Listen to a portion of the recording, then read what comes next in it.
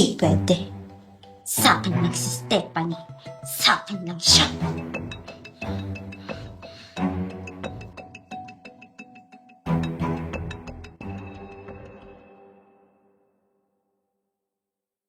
Marami. Okay, tapos na tayo, no? Kaya ako, Wala akong bayad nakaray pa ating- naman direct lang eh, yung tahanan. Pero buti na lang. Mamaya, pakakain tayo sa Jollibee. Go.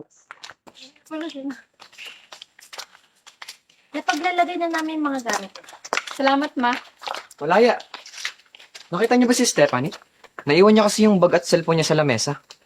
Hindi eh. Akala ko kasi nakauna na siya sa amin.